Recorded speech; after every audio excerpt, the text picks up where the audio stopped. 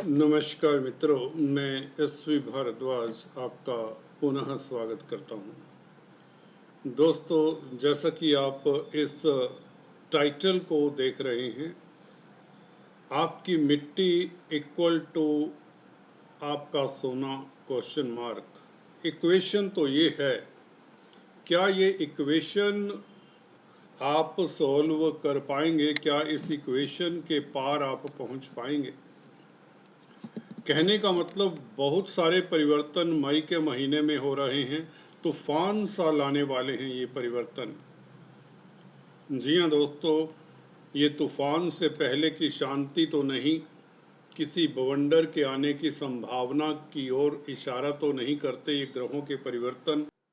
कुछ लोग तो जिनको ज्योतिष का ज्ञान है यही कहेंगे अष्टम भाव में बुध, वो भी मंगल की राशि में, अच्छा फल कब से देने लगे। चलिए छोड़िए, बुध को अभी इतना गौर नहीं फरमाते। अभी तो 7 तारीख को आएंगे, 7 मई को बुध यहाँ पर। सूर्य की अगर बात करें, सूर्य तो भाग्य स्थान में, इसको तो आप बुरा नहीं कहेंगे भारद्वाज जी, आप ये सोच रहे होंगे। जी बिल्कुल, मेरे को बुरा कहने की कोई आदत नहीं है, आपको पता है मैं पॉजिटिव ही बोलता हूँ। परंतु 14 तारीख तक तो सूर्य विपरीत राजयोग बना रहे हैं, परंतु फिर भी जो पैनी दृष्टि रखता है वो इस विपरीत राजयोग के ऊपर भी क्वेश्चन खड़ा कर सकता है। कह सकता है विपरीत राजयोग काहे का बनेगा, 12वें भाव का मालिक अष्टम भाव में चला भी गया तो कौन सा एहसान कर दिया सूर्य ने। सूर्य तो उच्च के हैं, स्ट्रोंग है, स्ट्रोंग ग्रह तो विपरीत राजयोग बनाता नहीं। जब तक ग्रह 6, 8, 12 भावों में कमजोर ना हो। जी हाँ दोस्तों, कमजोर ग्रहों से ही विपरीत राजयोग बनता है, ये तो मैंने भी पढ़ा है कहीं ना कहीं, चलिए सुना ही है। आप क्या कहते हैं? जिज्ञासु मन आपका विपरीत राजयोग के ऊपर भी क्वेश्चन लगाता है। और 14 तारीख से सूर्य शत्रु राशि में चले जाते हैं, हालांकि भाग्य स्थान में चले जाते हैं। 12वें भाव के मालिक का भाग्य स्थान में जाने से आप कहेंगे ये भी कोई अच्छी स्थिति नहीं सूर्य की। रुकिए, मैं क्या कहता हूं, ये आपके मन की बात बता रहा हूं, जो बहुत चतुर मन है आपका, बहुत जिज्ञासु मन है, जो बहुत सीखा हुआ है ज्योतिषी। और गुरु तो शत्रु के घर में चले जा रहे हैं, आप ये सोच रहे होंगे। 14 मई से गुरु मिथुन राशि में, बुध की राशि में, और बुध अष्टम में, तो गुरु ने क्या देना है आपको। 23 मई तक जब तक बुध अष्टम भाव में है तो गुरु तो आपके लिए इस महीने तो कुछ देने वाले नहीं है, क्योंकि जब तक बुध अष्टम भाव में है तो गुरु जिसकी राशि में है, बुध की राशि में है, तो ये कैसा खेल है। मंगल पहले से ही नीच के हैं, जो आपके पराक्रम को भी कम कर रहे हैं, डरा रहे हैं, मित्र साथ नहीं दे रहे, और अकस्मात कुछ ना कुछ चिंता मन में कौंध रही है। ये मंगल आंखें दिखा रही हैं। राहु केतु छोड़िए, ये तो डराने वाले ही ग्रह हैं। राहु थोड़ा सा कह सकते हैं कि चलिए, राहु ने आपके लिए डंडा उठाया हुआ है शत्रुओं का दमन करने के लिए। रुकिए, ये तो मैंने आपके मन को पढ़ने की कोशिश की, कहीं कुछ ऐसा सोच रहे होंगे, कहीं कुछ वैसा सोच रहे होंगे, परंतु मैं कुछ ऐसा नहीं सोचता मेरे भाई, मेरे दोस्त, मेरे मित्र। मेरा ये कोई इसमें 1% भी मैं इसमें हाँ नहीं करने वाला, जो मैंने ये आपके मन को पढ़ने की कोशिश की, क्योंकि ज्योतिष हूं, मन तो नहीं वैसे पढ़ सकता, उसमें शायद आधा अधूरा पास हुआ हूं। हम बात करते हैं, मैं अपनी बात करता हूं, जो मुझे लगता है दोस्तों, जो मुझे लगता है मई के महीने में क्या गजब होने वाला है। मिट्टी इज इक्वल टू सोना, ये इक्वेशन डेफिनेटली प्रूव होगी, सिर्फ और सिर्फ 3 ग्रहों के, बल्कि 4 ग्रहों के बदौलत। देखिए, मैं तो पूरा खेल ही, पूरा गणित ही उल्टा कर दूंगा, क्योंकि मुझे पता है ये गणित की बात ही नहीं है, ये ग्रहों की बात है। ग्रह देखने की नजर चाहिए, दृष्टि चाहिए। शुक्र और शनि मेरे सबसे परम फेवरेबल ग्रह हैं इस महीने। 31 मई तक शुक्र शनि को छोड़ने वाले नहीं हैं। जब तक कहते नदियां पार ना हो जाए, मैं आपको छोड़ूंगा नहीं। जहां पर शनि पंचम भाव के मालिक भी हैं, शुक्र भाग्य स्थान के मालिक हैं, तो ये दो त्रिकोण, दो लक्ष्मी स्थानों के मालिक बिल्कुल केंद्र में बैठकर लगन को देखते हैं, तो आप भाग्यशाली हुए कि नहीं? हाँ के ना? बिल्कुल आप 100% भाग्यशाली हो जाते हैं, इसमें कोई दो राय नहीं। लक्ष्मी की अनुकंपा रहेगी, भाग्य आपका साथ देगा, भाग्य स्थान का मालिक उच्च का है। किस्मत वाले हैं, किस्मत वाले हैं, किस्मत वाले रहेंगे। पंचमेश नवमेश इकट्ठे बैठे हों तो कोई माई का लाल ये नहीं कह सकता कि ये कुंडली, ये महीना आपका खराब हो गया। बल्कि मैं ये कहता हूं, इधर राहु चले गए, उधर बुध चले गए, दोनों को छोड़ दिया कुछ अच्छा करने के लिए, कुछ खास देने के लिए, मधुर जीवन देने के लिए, दाम्पत्य जीवन को सुखद करने के लिए, मल्टीनेशनल कंपनीज में कामकाज करने वालों के लिए अचानक से कुछ खास होने वाला है। क्योंकि बुध 7 मई से अष्टम भाव में आ जाए तो अकस्मात ढंग से भाग्य तो साथ देगा, क्योंकि भाग्याधिपति शुक्र 7वें भाव में है। व्यापार में बड़ी डील, व्यापार का कारक है बुध अष्टम भाव में। हालांकि नासाज है, माना आपने सही सोचा कि बुध यहाँ पर अच्छा नहीं है, परंतु शुक्र तो अच्छा है, शुक्र तो उच्च का है, भाग्य तो उच्च का है, किस्मत तो आपके साथ है, और शनि भी आपके साथ में है पंचमेश होकर। दो त्रिकोणों के मालिक सप्तम भाव में, जो समाज में भी आपकी प्रतिष्ठा बढ़ती है। अल्टीमेटली कितने भी अवरोध आ जाएं, कितनी भी प्रॉब्लम्स आ जाएं आपके रास्ते में, आपका डंका तो बजेगा, बजकर रहेगा। याद रखिए, ये शनि शुक्र निर्लेप, निष्पाप, निष्कलंक आपके रास्ते के सभी कंटकों को दूर करते हैं। You have to imagine like that. जिस तरह से मुझे ये नजर आ रहा है, एक्सपीरियंस दोस्तों मेरे साथ है, 30 years of experience is with me. चलिए अब आगे थोड़ा सा चलें, बुध की बात कर लें। हाँ, बुध ठीक है, अगर अकेले में देखें तो बुध का गोचर अच्छा नहीं लगता। मंगल भी क्योंकि नीच के हैं, तो बुध को स्ट्रेंथ नहीं मिलती, बुध कमजोर हो जाते। लग्नेश का कमजोर हो जाना अच्छी बात नहीं, ये बात तो सही है। तो इस नाते आपको इस अवधि में कब से 7 तारीख से लेकर बल्कि 14 तारीख तक तो सूर्य का साथ है भाई।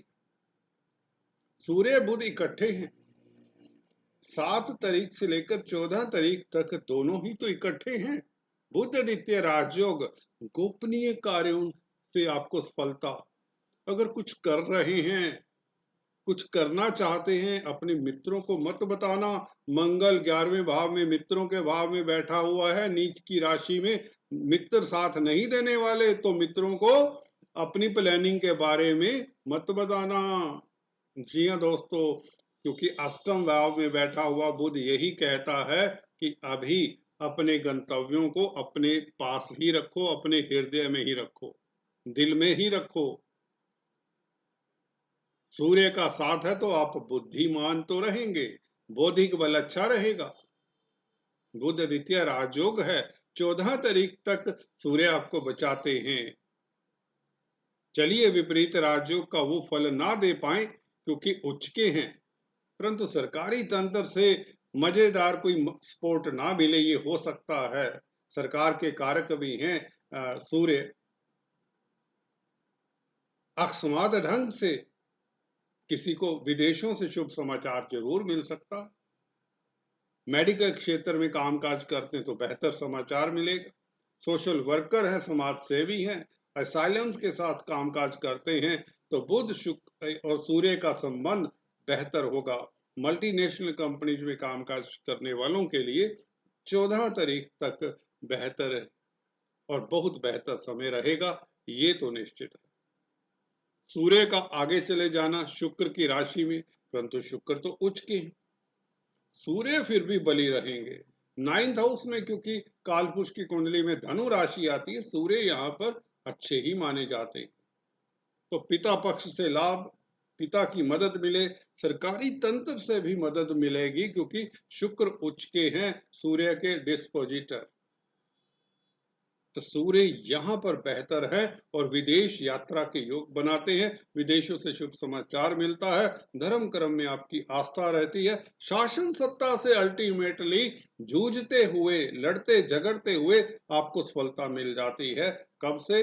14 तारीख से, जब सूर्य अष्टम भाव से निकल आते हैं, क्योंकि यहाँ पर बुध भी साथ में है, इसलिए मदद मिलने में थोड़ा सा विलंब हो सकता है। 14 तारीख से सरकार में रुके हुए कार्य आपके ठीक ठाक चलेंगे। कोर्ट कचहरी में अगर किसी का मसला है उसे सफलता मिलेगी, क्योंकि राहु 18 तारीख से कुंभ राशि में छठे भाव में दस्तक दे चुके होंगे। राहु का छठे भाव में आना ये बताता है कि आप का डंका हर तरफ बजेगा। ये शनि को रिप्लेस करते हैं राहु, ये सिर चढ़कर कहते हैं संसार को, ये दिखा देंगे आप कि आप हारने वाले नहीं हैं, आप थकने वाले भी नहीं हैं और आपकी सफलता आपके कदम चूमेगी।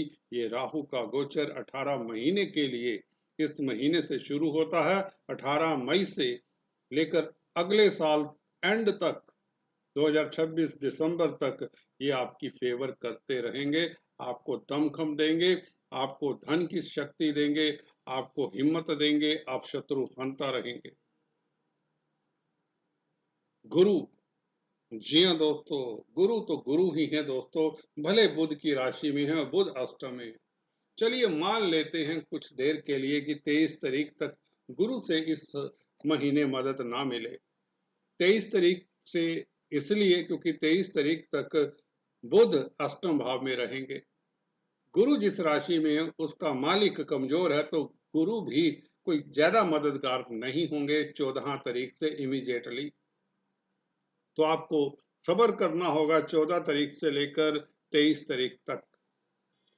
23 तारीख से जैसे ही बुध भाग्य स्थान में आते हैं, आप भाग्यशाली हो जाते हैं। जब लग्नेश ही भाग्य स्थान में हो तो आप भाग्यशाली हो जाते हैं।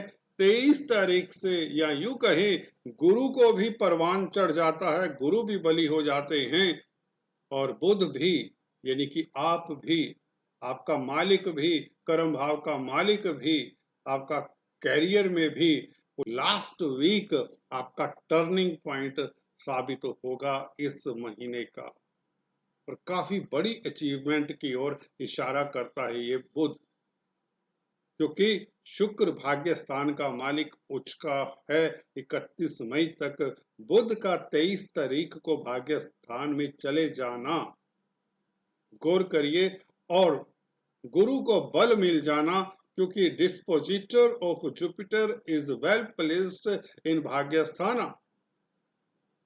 तो जुपिटर भी 4th हाउस को देखेंगे, जो भौतिक सुख देंगे। लास्ट वीक आपके लिए बहुत इंपॉर्टेंट रहने वाला है, बहुत इंपॉर्टेंट रहने वाला है, यह सुखों में वृद्धि करने वाला है, भौतिक सुख देने वाला है, जमीन जायदाद इत्यादि की प्राप्ति होगी, समाज में आपकी स्थिति इंप्रूव होगी, आपका कैरियर चमकेगा गुरु के कारण। कैरियर के भाव में है गुरु, दो केंद्रों के मालिक हैं। सप्तम भाव का मालिक भी जब दशम भाव में हो तो कहीं ना कहीं कैरियर में भी तरक्की होती है, व्यापार में तरक्की होती है, दाम्पत्य जीवन सुखद रहता है। तो ये लास्ट वीक से तो बहुत उत्तम समय है। हालांकि 14 तारीख से ही स्थितियां और बेहतर हो जाती हैं, जैसे ही गुरु मिथुन राशि में 10th हाउस में प्रवेश करते हैं। परंतु 100 बात की एक बात, आपके लिए जो 100% गोल्डन पीरियड है, वह मुझे लगता है बुध का भाग्य स्थान में आना, गुरु को बल मिल जाना, ये महत्वपूर्ण कंडीशन है। शुक्र, शनि और बुध ये तीनों ही कारक ग्रह सबल होंगे, इनके ऊपर कोई कुप्रभाव नहीं होगा।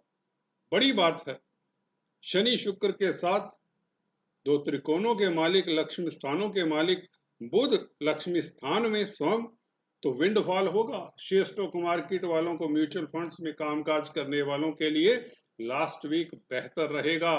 दोस्तों, आप इतना कमा लेंगे कि आने वाले 6 महीने में आपको कमाई की जरूरत नहीं होगी। सजग रहिए। 23 तारीख से दोस्तों मंगल का परिवर्तन भी अल्टीमेटली जून को हो जाएगा। तब तक अभी मंगल के उपाय करते रहें, अगर खासकर मंगल या केतु इत्यादि की आपकी दशा अंतरदशा है। और गुरु का केंद्र में आना आपको सुखी भी करता है, मानसिक सुख मिलता है। गुरु चतुर्थ भाव के मालिक ना होते तो ये बात मैं कह ना पाता, परंतु ऐसा है नहीं, क्योंकि चतुर्थ भाव को देखेंगे गुरु तो ये जमीन जायदाद प्रॉपर्टी का सुख, मातृ सुख मिले। जी हाँ दोस्तों, पब्लिक में आपकी प्रतिष्ठा बढ़े, आपका कॉन्फिडेंस बढ़े, वो तो राहु के कारण ही कॉन्फिडेंस बढ़ता है। छठे भाव में राहु हो तो आप दलेर होते हैं। आपका देखिए 18 तारीख से ही कॉन्फिडेंस का ग्राफ बढ़ने लग जाएगा। तो कुल मिलाकर ये महीना कुछ इस तरह से हो सकता है। आपकी नजर से भी हमने देखने की कोशिश की, मैंने कैसे सोचा, मैंने कैसे अनुभव किया वो बताया। आपको ये चर्चा अगर पसंद आती है तो कृपया सब्सक्राइब करने के पश्चात बेल आइकन दबाएं, यही आपसे गुजारिश है। God bless you, stay tuned, thanks for watching this video.